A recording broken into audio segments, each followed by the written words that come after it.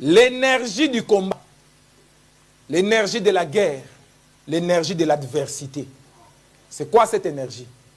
C'est votre capacité à traverser une période difficile sans mourir, sans perdre la tête.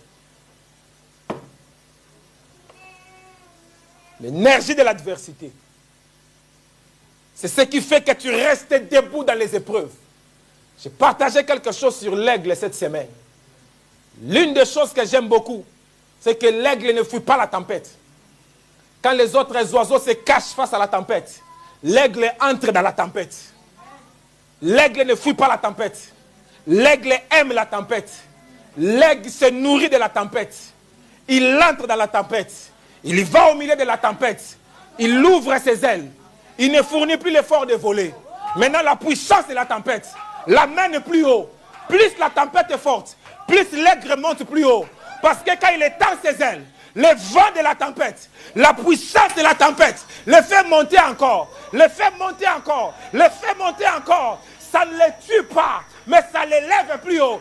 Quand il se retrouve à un endroit où la tempête est maintenant en bas, il regarde maintenant la tempête comme ça. Il maîtrise la tempête. Mais pour arriver là, il est entré dans la tempête.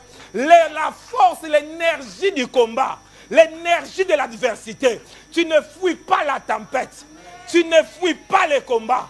La Bible a dit, il exerce mes mains au combat et mes doigts à la bataille.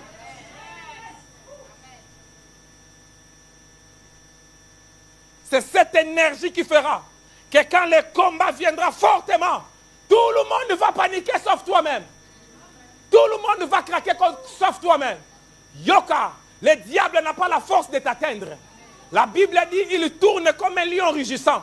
Il n'est pas un lion, mais il fait les choses comme un lion. Comme les lions le font, mais il n'est pas un lion. C'est Jésus qui est le lion. Mais le diable n'est pas un lion. Mais il veut faire comme s'il était un lion.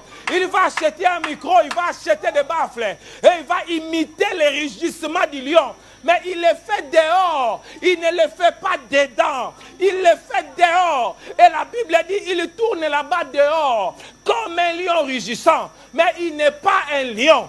Qu'est-ce qu'il cherche? Il veut te faire paniquer. Toi qui es dedans. Pour dire on va fuir, on va fuir. Maintenant quand tu fuis, tu les retrouves dehors. Bande quoi qu'aussi. Nous sommes l'église. Tu es Pierre et sur ces rochers, je bâtirai mon église. Et les portes de ces jours de mort ne prévaudront point contre l'église. Personne sous le soleil ne peut vaincre l'église de Jésus-Christ. Hein? Nous avons l'énergie de la guerre. Nous avons l'énergie du combat. Si quelqu'un est fort, il va rencontrer la force de Dieu.